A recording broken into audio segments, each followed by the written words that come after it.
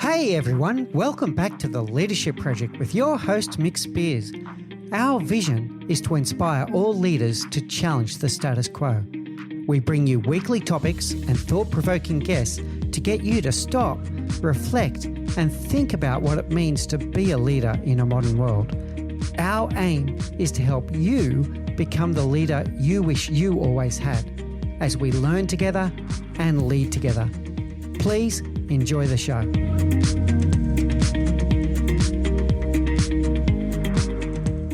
Hey everyone, and welcome back to the Leadership Project, where our vision is to inspire all leaders to challenge the status quo. We bring you another great guest today that is going to really challenge your thinking about diversity and inclusion, and in particular, how to create rewarding careers for women in the workforce. Dr Alessandra Wall is a clinical psychologist, a speaker, and an executive coach who specializes in helping women craft deeply satisfying careers. She also helps companies to learn how to attract and retain talented females in their workforce. There is no doubt that there is a big attention on diversity and inclusion in the world today, or at least an increasing one, particularly in the Western world.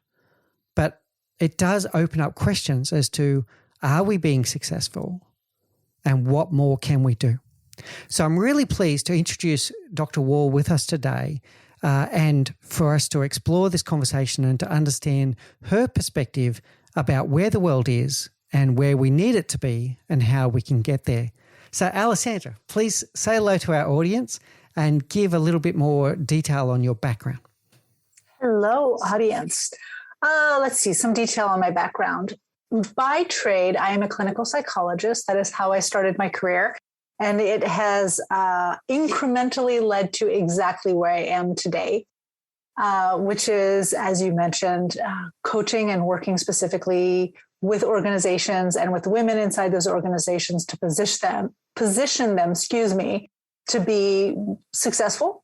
And one of the things that I talk about a lot is being successful on their own terms, which is where that idea of diversity kicks in, and inclusion, where, up until now, I think for a lot of people, the idea of success had to be met according to other people's parameters. And we're changing that slowly. I'll have to be honest. In my journey as a psychologist, I've worked for myself for all but maybe, if we can consider after graduate school, 2 years of my career. So I look at my journey as an ally for professional women to be very similar to the journey of men. That is, working for myself, I was always in a position of authority, always in control. I was the one calling the shots. And so although I spent hundreds, if not thousands of hours speaking with women about their stress and their challenges and their hardship, I didn't get it. For many, many, many years, I did not get it. And when I finally decided really to focus on women in the corporate world and women's careers and started doing the research, there was this click, this moment where I went from understanding and knowing the numbers to really understanding what women's lives were like professionally and what those roadblocks actually meant for them and how they experienced them. And so it's really kind of galvanized my attention and made me very, very passionate about doing this. But I also think it helps me talk to men and anybody who isn't in that position about where that breakdown happens between knowing and understanding. Can you tell us more about, you said that there was a specific moment where that kind of realization came through. Can we explore that a little bit more? For me, the moment of realization really came when I started to delve a little bit deeper into the experience of women in the corporate world and professional women. So when I first transitioned into coaching, I actually did this very natural transition from therapy into life coaching. I did that for many years, created a business that honestly was not very successful. But more importantly, and I think part of the reason it wasn't very successful is it wasn't a model that worked for me. So I took a 6-month hiatus, and during that 6-month hiatus, really stopped to think about who I wanted to work with, why I enjoyed working with them. And then in realizing that I wanted to step into this corporate space, I had to educate myself because I have never worked in the corporate world, ever. So I think like many people, certainly like many women, I had a little bit of imposter syndrome, as if all my education as a clinical psychologist and as a doctor in psychology meant nothing. And it really was looking at the numbers. It was first starting to delve deeper and deeper in the numbers, reading more and more books and having conversations with women specifically, not about, let's just say, the psychology of the experience, but the day-to-day reality of what it meant for their careers. That's when things changed for me. When I stopped looking at it as something in the background and I put it into the foreground of my experience. And for me, it was shocking. As a woman, I nearly felt ashamed that I hadn't experienced that true connection to the experience before then. But as I say, the advantage of that is first of all, it really motivated me. I kind of stepped into this issue, to this problem, feeling very passionate. And second of all, I really, really believe it helps me look at men who might at times be part, and even women who might be part of the larger problem, with more empathy for why that disconnect exists, and being able to see people and say, you can be a good person and still sometimes be part of the problem. I think there's a really deep lesson in all of that, Alessandra, that I haven't considered before. And it is around empathy, and it's also around diversity and inclusion. That just because someone might come from a certain social group doesn't automatically mean that they empathize with that same social group or have had the same experiences. And until you experience that yourself, that's when you started to have that moment of realization and that moment of empathy. That's really, I've never considered that before. And if we think about diversity and inclusion driving towards diversity of thought, then we need to be thinking about the experiences someone has had, not just what socioeconomic or socio-demographic group they come from. That's really interesting. I would say, as you were talking, what came to mind for me is until I made a conscious choice to be an ally, the realization never came. Before, I was just a bystander. As a psychologist, my area of specialty for the last decade has been anxiety. So you can imagine anxiety, burnout, stress. These are things that come up a lot. And not that my patient base was solely female. I had males and females, but in the professional women I worked with a lot of perfectionists. And so this was definitely a topic. As a psychologist, there's a detachment that's supposed to occur, right? And you accompany someone, which is not the same thing as being an ally. When you step in as an ally, there is an engagement. There's a choice to be a partisan as opposed to being objective necessarily, which doesn't mean we can't be rational in that partisanship. And it was once I made their issues my issues that the shift really occurred.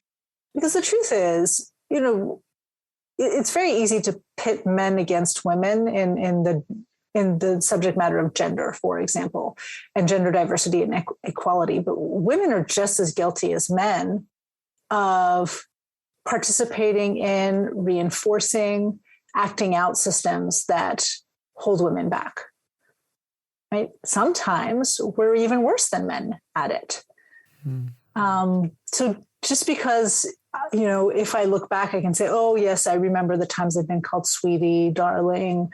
I joke that I have a wonderful financial planner. He is so good, but it's a joke between my husband and I that from the first day he met me, he gave me a nickname, right? He didn't look at my husband and say, Leo, I'm going to call you Leo, but I became Allie very rapidly.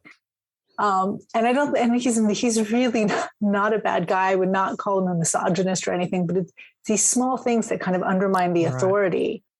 Right? And we all do that. Good people do things that other good people back. You mentioned that, people from all walks of life can do it, men and women. How much of it do you think relates to unconscious bias? Oh, I think a lot of it. I think so much of it relates I think most of it relates to how we're raised. And so in that, there's an element that is familial, like how your personal family has raised you, but then there's a social construct, there's a cultural construct.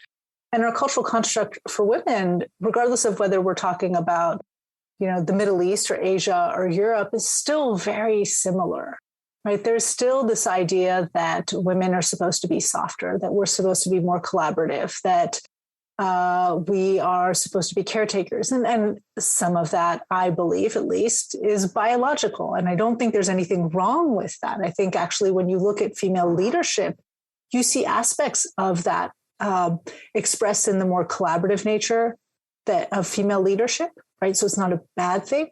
It's just when those expectations or traits stand in the way of somebody being able to step into a position of authority or act with authority, or when somebody doesn't fit those characteristics and they're expected to meet those characteristics and they're punished for not being that way, that it really becomes problematic.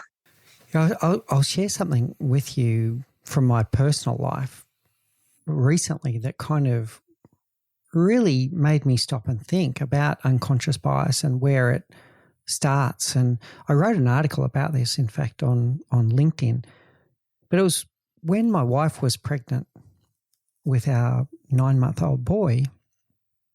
And when we went around and telling everyone that we were pregnant, and we did know the gender, not everyone wants to know or announces the gender to people, but we did know we were having a boy. And every single person that I said that we're having a boy with, you must be so proud. And my instant reaction was, so I wouldn't have been proud if it was going to be a baby girl. And you could say that I'm overreacting, but there was a definite tone to it. They were believing, you must be proud. It was something that really kind of knocked me back. And then I've become very aware of it since. I've been watching things like children's television programs like Cocomelon, and how quickly some of those stereotypes are being portrayed from the moment a child is born through to when they get into the workforce. What's your reflection on that? Well, first of all, I agree with you that they're there from the beginning. And again, I don't necessarily think they're always bad. I think they become problematic when suddenly, whether it's male or female, we become typecast and we're punished for not fitting the type, right? So I had the same thing. I have 2 boys. They're 12 and soon to be 10. And everybody was like, you're so lucky. Boys, they're so much easier. And it was this idea very much for people of, once you hit puberty, having a girl it must be so much more difficult. You have to protect her. You have to protect her sexually. People, there's all this thing. And I thought, I have a lot of work to do with my boys to make sure that they're decent human beings. I don't think that raising boys into adolescence is any less difficult. It's just different, right? The way we talk about exactly the same topics is slightly different. So yes, I definitely seen it. And again, I think it only becomes problematic when you have, so one of the ways in which we see what you're talking about is when you look at girls' friendship patterns and we talk about social aggression, like boys tend to manifest aggression physically. And I don't know if your oldest child is a boy or a girl, but you know that if you've ever seen little boys, it doesn't matter whether you're showing them aggressive TV or not. They will find whatever stick, shadow, piece of bread, and it will become a gun. Right? It will become some kind of a weapon, a bow and arrow, a knife, a gun. It's fighting. The issue is only for me that once we typecast children, that sometimes we can't behave the way we want to. So with girls, you don't see aggression come up in that way because, among other things, maybe we don't do it, but we're certainly taught that we're not supposed to do it. We're not supposed to be aggressive. Little girls are not taught to wrestle. My boys are constantly wrestling. I turn my back because as a woman and as a girl, I'm not used to it, but I know it's normal. My very, very first career was as a child psychologist. So I know it's normal behavior. So I have to not look at it so I don't intervene. And we know how important it is in terms of learning how to pull your punches, manage your aggression, manage your anger better. But girls aren't taught that. So girls rely on social aggression. Girls rely on saying mean things and exclusion, right? And that these are, among other things, this happens because we're not taught when we're really young that it's okay to say, I don't like you. I don't want to play with you. I don't like what you're doing. So we have to find new and different ways of doing this. And there's a whole series of research that looks at that. But then think about how that plays out as adult women. An adult man can stand in a room and say, I think this idea is terrible. Why are we doing this? Like, this is ridiculous, right? In the middle of a meeting, of a discussion for a project. And we might listen to him. We might not like the way he said it, but we'll listen to him. But if a woman stands into a room and says the same thing, this idea is ridiculous. Why are we doing this? I can't believe we're looking at things that way. Before we ever listen to her, we're going to judge her very harshly for standing up and being so aggressive, right? Not assertive at this point, aggressive in communicating her perspective. What she's supposed to say is, I think we should really consider the ramifications of the way we're approaching this project. I wonder if, do you think, right? Everything in the hedging questions, right? And that's, I think, the very long-term impact of all this early child socialization that we're doing. Not saying we should teach girls how to be more aggressive necessarily, or condemn boys for what is naturally kind of a more physical aggression. Just saying we should watch it, how that continues to play out as adults. And you talked about bias earlier, but that idea of recognizing we're all biased. I am too, right? I'm super biased. I'm just as biased as everybody else out there. But do I have the wherewithal to admit that I'm biased? And then maybe when somebody stands up in a meeting as a female and very forcefully argues her point, can I sit there and catch what my reaction is to the presentation of her argument? And then put that aside and listen to the content of her argument. That's what's so hard. I'm going to come back to that in a moment. You made me think of a television advertisement. I think there was an award-winning program, and I'm going to go out on a limb here and say it was Revlon, but then I'm going to have to go and really do my research, and I'll put it in the show notes so that everyone can see it. Hopefully it was Revlon. Otherwise, I'm giving them credit where it's not due. But Revlon did this television series that was showing men in the workplace and women in the workplace with identical behaviors. And then underneath it was the interpretation of those behaviors. And one of them was exactly that, this man standing up and giving this rallying kind of thing in a meeting, and it was assertive. And a woman doing the same thing, aggressive. It was the exact example that was in that. Really interesting. Now, you mentioned about awareness. What can we do as individuals and as leaders to develop more awareness of unconscious bias and then do something about it? That's the $1 million question. And I say that because the answer I'm going to give is the best honest answer, and it's going to be the most unsatisfying answer ever, which is we literally have to actively screen our reactions, right? So what that means in practicality is if I can maybe start simply by listing all the types of bias that exist.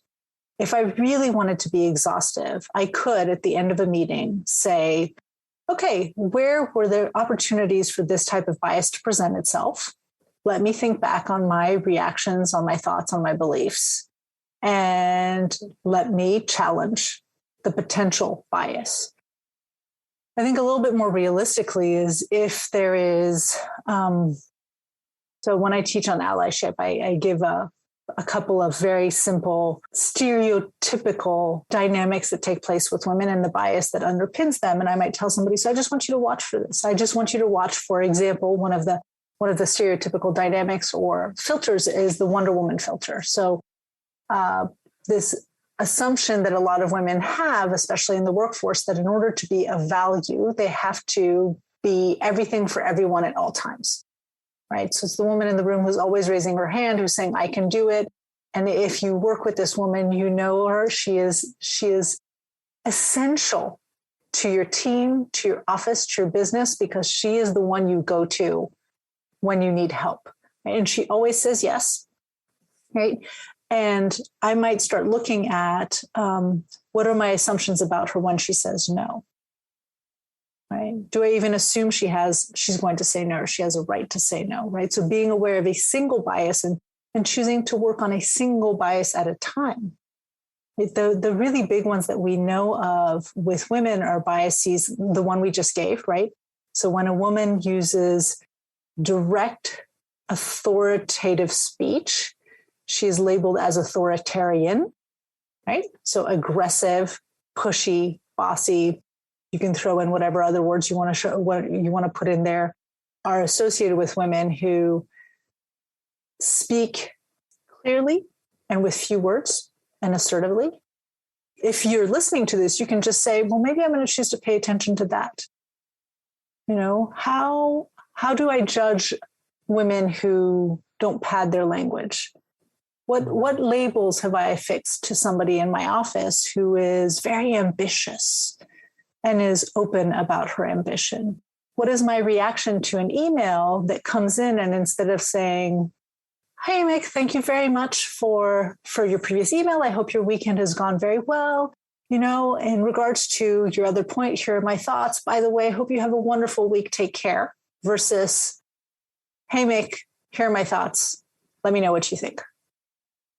I think it starts with just owning the fact that we're all biased. I don't care how unbiased you think you are biased. And then secondly, choosing one bias, one behavior, one type of interaction to work on at a time, instead of trying to be out of the blue suddenly aware of everything and open to changing everything. It's too hard as a human. That's really good advice, Alessandra. I'm going to take that away myself and think about what's the one I could work on at a time. I think that's any habitual thing is hard to do. So working one at a time is a very good approach. And I like what you said before about listening without judgment. That's also something that we can all work on for sure. I know, for example, as I do this work, I become more and more aware of typical biases, things that we see in research, or things that I hear from the men and women that I work with. And so one of the things that we know is if you put a man and a woman on a stage with equal education, background, knowledge, experience, and professional presentation, as an audience member, male or female, we will assume the man is more of an authority, more of an expert. It just is. I know as a woman, that is something I have to fight. When I walk into a room, I still need to prove myself. I can't just say I am. I have to say I am, and here's how. Right. So a few years ago, I was hiring a new virtual assistant, and I was choosing among several candidates, and I had to stop because I kept on going towards this one male candidate. And I forced myself to stop and go, am I going towards him because he's a male, or am I going towards him because he's the most qualified candidate and the one with whom I have the best chemistry? Right. Because I think that's really important when you work with somebody, is see somebody I feel like I will be able to work with well.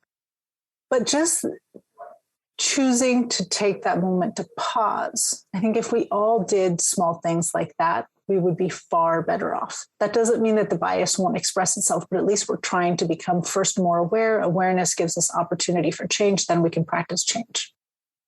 Very good. I think you're right. That awareness is a very good and an important first step. Coming back to your own transformation. So you've mentioned that you've had some moments of realization, etc. Also saw on your website something that grabbed my attention. You used the term, "This is when I fell out of love with psychology." Can you tell us more about that? Yeah.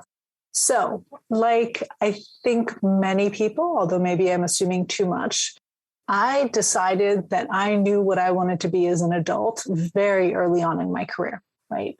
Actually, I was a teenager when I decided I wanted to be a psychologist, so I never thought of anything else. That is all I went through: high school, college, graduate school, boom, boom, boom, boom, boom, never stopped to consider anything else. And I was very lucky because when I initially started practicing therapy, I really did love it.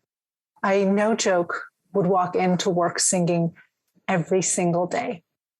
There are many times where I would sit in session and I would be giddy. I mean, my presentation would be very professional, but if you were to pull the curtain on that behind, I was probably like a little girl just going, I can't believe I can do this. I can't believe I can do this. And I'd say that was about 80 to 85% of the time. And the other 15 to 20 was paperwork, administrative work, fatigue, normal. Nobody can love everything about everything they do. But in hindsight, I realized that work is very much like relationships. There's 7 to 10 year cycles to them. And if you look at when I started falling in love with being a therapist, it's right around that 7-year cycle. And what I realized is that there were many things I loved about what I did, and I still do those things, the engaging with human beings, the creating change, the helping people build ownership. I still do all of those things. And there were many aspects of my career that made me so miserable, that might even still be on the website, that I literally wanted most days to open my door and run out of my office screaming. Which, as you can imagine, is not the way any patient wants their therapist to be thinking about the time they spend together. And it was devastating because I had never considered any other career. And I had worked so hard to get my PhD and to get to where I was. And I'd built a thriving practice. I was in a group practice at the time that I'd built with a business partner. And I felt absolutely lost for a little while. And a little ashamed. And it took me nearly a year and a half to admit out loud that I didn't want to do what I had geared myself up to do for the last, 10, 15 years. I think there's something in that for all of us as well, Alessandra, is making that awareness or becoming self-aware and being honest with yourself that if you are in a loveless relationship with your job, do something about it, whether it be regain the love somehow or decide, okay, that's run its course and it's time for something else, and to get to the root of your personal why and what makes you tick and what motivates you and inspires you, and be true to yourself. Yep. We make, you and I both at this point have made the analogy to a romantic relationship because it is very similar. And I think just like a romantic relationship, in some cases, there is an opportunity to fall back in love. And that's where I started. I literally started with thinking about, what is it that I love doing here? What is it that's bringing me the most unhappiness? And I started fine-tuning. First of all, my life outside of work. So making sure that the time I wasn't at work was more enjoyable. And then in work, really thinking about who are the people I enjoy working with. One of the things that was bringing me a lot of misery is I was trying to show up as Dr. Wall. And Dr. Wall is very serious. Dr. Wall is very detached. And Dr. Wall, I joke, for women in the US, you might understand this, but Dr. Wall at 26 went to go shop for her dress clothes at Talbot's, which is not a place you shop at 26 for dress clothes. And then I let go of that and thought, I'm just going to show up the way I am. And the way I am is I'm not a blank slate. I will throw out the F-bomb. I totally tear up. I tried early on in my career to get rid of that. I will cry. Oftentimes the first time I see a patient cry, or I will tear up. I will not cry. I will tear up when I see, true with coaching or my patients, somebody do something and just grow. I just get very moved by it, like the joy, the happiness, the pride. I shake when I don't think it's visible to anybody else, but I can feel it internally, the adrenaline rush when I hear something that upsets me. I would have patients and I would look at them. I think it started with one patient at the beginning. He was starting to walk out of a session and he was just completely broken down. His daughter had tried to commit suicide and I was opening the door and I looked at him and I'm like, do you need a hug? And he just turned around and grabbed me. And, then for the next 5 years, at the end of every session, he's like, can I get my hug? I'm like, yes, you can get, but a real hug, right? None of this patting and letting go, like a bear hug, right? Choosing to approach my work on my own terms. So seeing the type of people I wanted to see, being really judicious about the clients I took on, the patients I took on, but also then owning who I was and presenting as myself, right? Not presenting as society's idea of what a strong professional psychologist should be, allowed me initially to show up so much more happily at work. Really, for a few years, I thought it was going to be enough, and it wasn't. And part of it is I love business. I love building business. There are a lot of limitations to being a psychologist. I can only do business in my state. The relationships I have with my patients are very limited. As a coach, I can have a multiplicity of relationships with my clients. I can work with people across the states and across the globe. I get to share my opinion, which I'm not supposed to do as much as I probably do as a therapist. It's really important, if you're unhappy with where you're at professionally, to not just bolt, but to stop and consider what is working, what is not working. And then in terms of what is not working, what can I do differently? And that might mean changing organizations or changing careers. But oftentimes it starts with changing how you're showing up.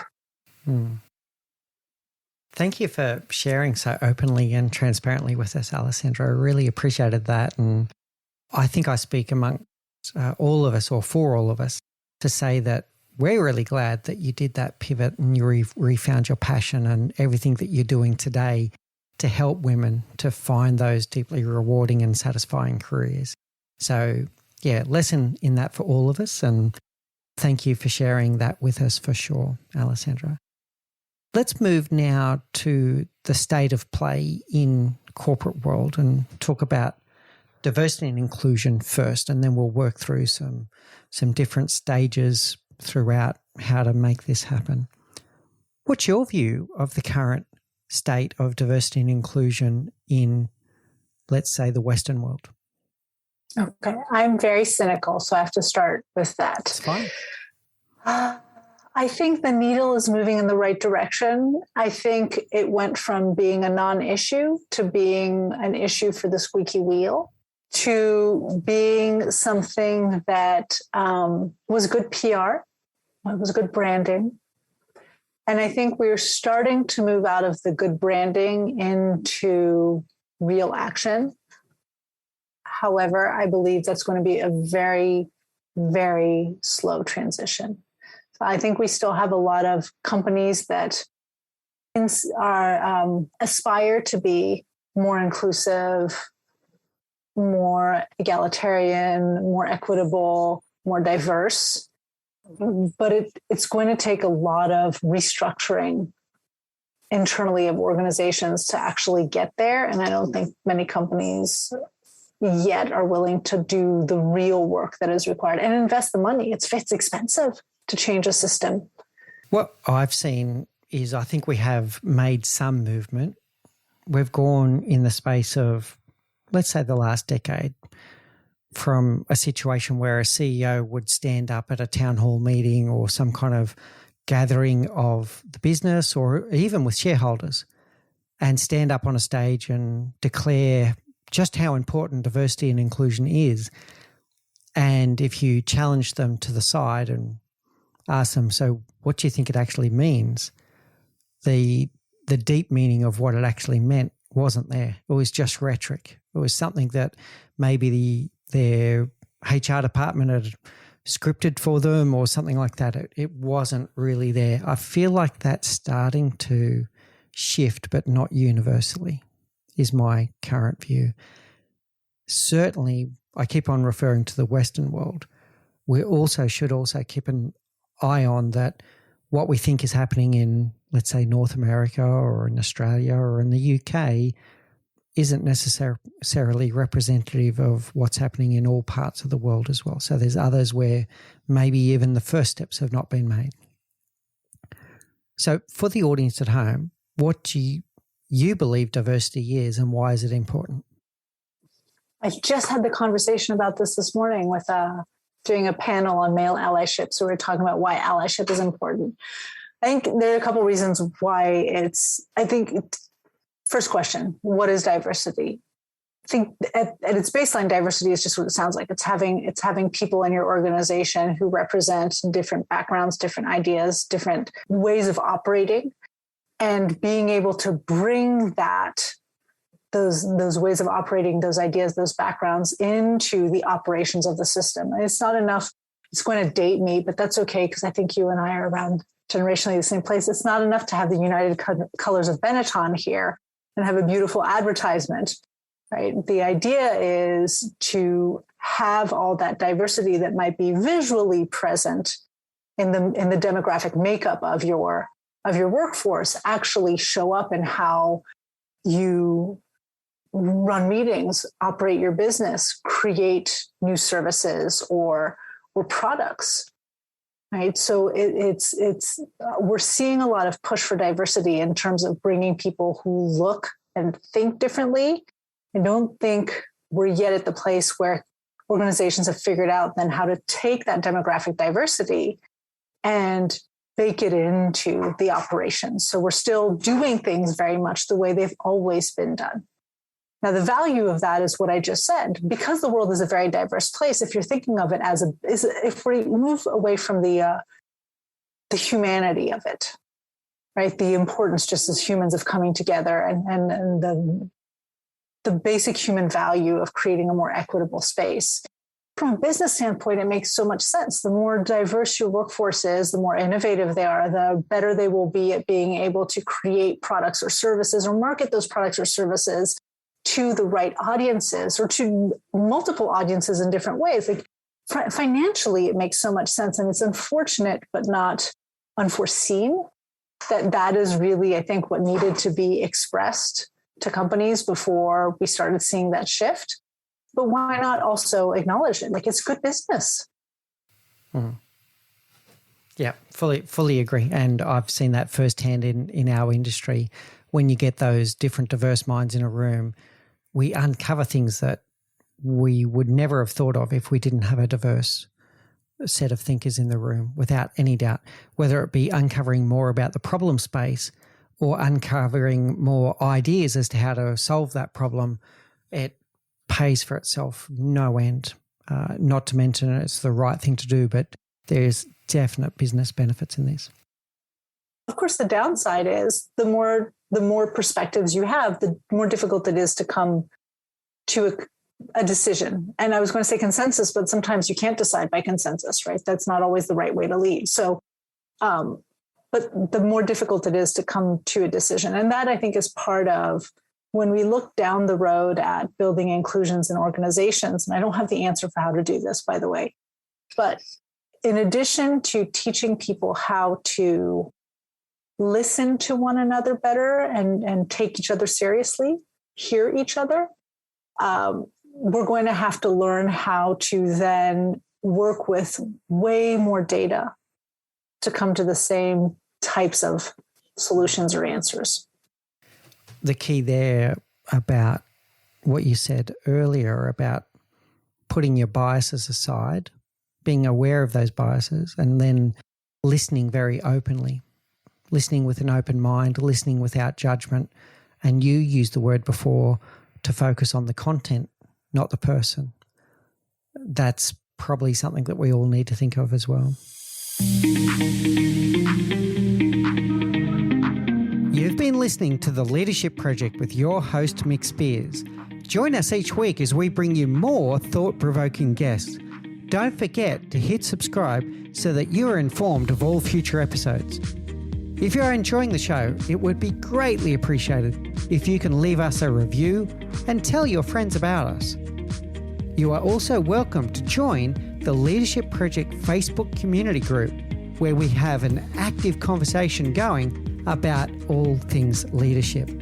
Please do take care, look out for each other, and always remember to challenge the status quo.